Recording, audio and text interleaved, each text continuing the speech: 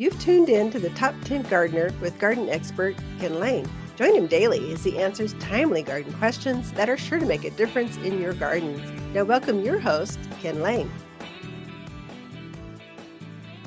We are back with Lisa Waters Lane in the studio. She comes each week, just shares her garden expertise. And so she's here to inspire us to have more fragrance and beauty in our lives this spring. Welcome, Lisa. Thank you.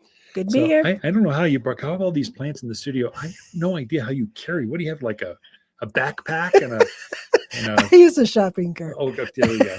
That's pretty good. Like 24 plants. There's no way you got enough time to share all those. No, but I walk through the yard and I'm like, oh, that's cool. Look excited. At that. Oh, look at that. So I start grabbing things and I know it's too much, but you know. You should start with those amaryllis. Oh my gosh, those came in. That is amazing. So these are really cool. So amaryllis, most people think of amaryllis as a Christmas plant. It's that bright red or sometimes white, big trumpet shaped flower. And everybody just thinks, oh, it's a Christmas one. Yeah. Well, there are Christmas ones, but there are also spring amaryllis. Yeah. So this is the first time I think we've ever brought these in. So they're a spring amaryllis. So they're going to be blooming here in the spring. This is actually an Easter amaryllis. It's programmed to be in bloom or darn close at Easter. And we got another series for Mother's Day coming. All right. So these are really cool because they are, you people who are just listening can't see it, but they're wrapped in a wax.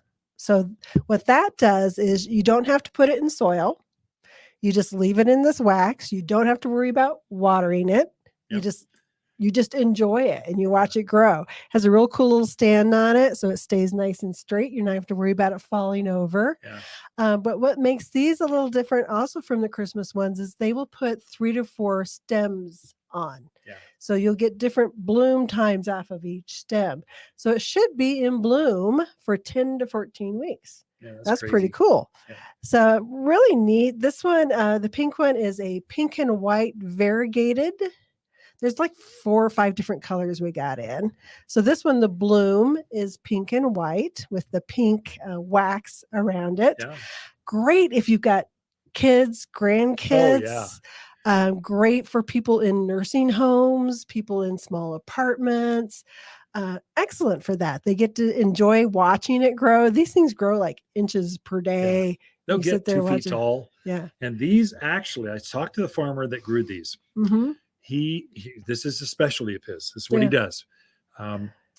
If you look at a Christmas cactus, it's a 1-year amaryllis. So it's a much smaller bulb. So amaryllis are a bulb, like a daffodil, a tulip, a crocus. Right. Only this one's on steroids. This is the size of a small child's head softball. That's softball or small bowling ball, or it's like cricket, something like that. It's huge. It's gigantic. Mm-hmm. And so what that means is it's a 2-year-old bulb instead of a 1-year. For the spring, that's how you have to plant it. Mm-hmm. And then they've dipped it in wax and you never water it. All the stuff this bulb needs is inside this bulb. And so it will just do its own thing. I guess you could plant it if you wanted to afterwards, but it's made to enjoy and then chuck it away and get it just like a living bouquet. Right. For gardeners. It's not a cut flower. So that's how you get weeks and weeks and weeks of bloom. And then the flowers, you get more flowers and bigger flowers because it's a much older bulb. Right. So it's like a bulb on steroids. It's like a Christmas amaryllis, only not red. It's prettier on steroids. It's beautiful. I'm so excited. We're taking several home. And this one, so this is another variety I brought in. That's so this one's actually wax dipped, but it has dried rose petals around it. So it's very decorative as well. The bulb part is decorative, and then you'll get the big, beautiful. This one has mauve bloom. This one's called Revelations, I believe. And it'll be like a really dark mauve color. Like the color of the rose petals. Yeah, literally they dipped this amaryllis in rose petals. If you're driving right now, you should pull over and think about this, or at least turn the car around, come to Waters Garden Center, check this out. You've never seen this before. It's so cool. Yeah. I saw this thing is again the size of bigger than a softball. It's huge, with at least 2 to 3 flowers going to come up out of this and blooms a long time. So I saw these and went, oh, that is, I don't get excited about plants very often, but these I saw. Wait till you see the Mother's Day list. Oh my gosh, it's really Ooh. neat. Some have succulents glued onto them in Sure. moss. It's really neat. So super cool if you're doing Easter baskets. Yeah, Hey, maybe yeah. throw in an Easter basket. That'd be kind of fun. Those kids don't need candy. They don't need a chocolate bunny. They need an amaryllis that blooms and for. they actually would really love it. You literally almost feel like you could sit there and watch them grow. They grow so fast. So wanted to point those out. Really cool. You got to come in and check them out. We're also getting some of our more springy perennials and wildflowers in. So columbines are in, which I can never remember the botanical of. But the columbine, we got the songbird mix in, which comes in blues and purples and reds and yellows. So just a really nice announcement of spring with those bright colors in there.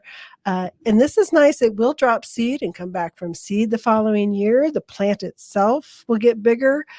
Just super for our mountain Quad City locations. There's a native variety up in the mountains. It's kind of it's our wildflower up here. This is poppy. Are the two, so you'll see these growing wild in the forest. And if I'm not mistaken, very animal resistant. Very am I much, right? Yeah. Although the yellow one, I know the native one is yellow. Yeah. I'm not so sure about these bright purples and reds. Sometimes the deer can eat just the flower. They'll leave the foliage alone, but sometimes they eat the flower. It depends on the herd and how bored they are. Right. So super little plant for here does very, very well. I know deer don't eat euphorbia. So I brought in two cousins of each other. These are both euphorbias. The gopher plant, which is Euphorbia rigida. We have a huge one in our yard that is now in bloom. So the bloom or the bract on it is like a chartreuse green. Kelly green. It's beautiful. It's absolutely beautiful. And the thing I love about these plants too is just the structure of the plant is very architectural. It's very unique in the structure. Nice evergreen. Great kind of low growing ground cover type shrub for you. Yeah, below knee high, maybe a foot. Perfect for those spots that are just brutally hot. Yeah, that's where we have And you're like, I've tried this and I've tried that. Yeah. These love this spot. So this is the regular Euphorbia rigida gopher plant. And then we also have its cousin, the rainbow ascot. I just love that name, rainbow ascot. We need more ascots in the world. Like, how'd they come up with that? But you can see the color on that. You get more than just green. It's a very variegated. It's got the yellows, the pinks on it. Very attractive. Has the same flower, so it gets that real bright green bract flower to it. Also very attractive. Take our cold. Animal resistant. Heat loving. Drought tolerant. Every yard should have 3. I think we have at least 3, maybe more. That, But super plants, sometimes they're hard to find. The rigida, believe it or not, is impossible to find. And I'm like, why? This looks like a prehistoric. It screams Arizona. It's like Gila monster should be running around the bottom of it. I mean, it's just beautiful Arizona plant. And I would say they do great in containers as well. So ground or container, very versatile plants. So we got a nice supply of those in. And then the other plant that screams spring in the Quad City area is the forsythia. So I'm trying to think if I've seen any started to bloom yet. Our neighborhood they just opened. They just opened. Okay, they just opened. Yeah. So they're kind of one of that first announcements of spring as well. They have that beautiful yellow blossom, and then when the blossoms fade, they put on a nice. Better not the Instagram folks. You'll love this. There you go. Springtime forsythia. And then they put out a nice, very dark green oval kind of leaf, animal resistant. Very much. And pretty drought hardy too once they're established. Much. Like a lilac. Lilacs and forsythia are companions. Right. I love growing out there. And we got a couple different varieties. One that gets a little taller, that 4 to 5 foot range. And then we have a nice little one that gets in that 2 footish range. Yeah. So one for each spot in your yard. For spring open house, just so you know, the 2-gallon size is $10 off. So I didn't know that. Only the people that tuned in can know that. And plus people that get their paper, plus people that are on social media, plus people that are. So anyway, it's kind of And we are out of time, Yep. Lisa. Ken and Lisa Lain, the Mountain Gardeners. Thanks for sharing the plants. Waters continues our 60th spring celebration. We're excited to invite you to Waters Garden Center's 60th Spring Open House. Last week was so fun, we decided to keep on celebrating. We have even more spring plants to show off, drawings, and more. There's giveaways, access to local plant experts, and hot dogs on the grill. Join the fun at Waters Garden Center's 60th Spring Open House all week long. You're listening to garden expert Ken Lain, owner of Waters Garden Center in Prescott. Look for more tips, tricks, and garden shortcuts through Ken's website. Additional shows of this podcast, read his weekly garden column, or follow him on Facebook, Instagram at watersgardencenter.com. That's Waters with 2 T's, gardencenter.com.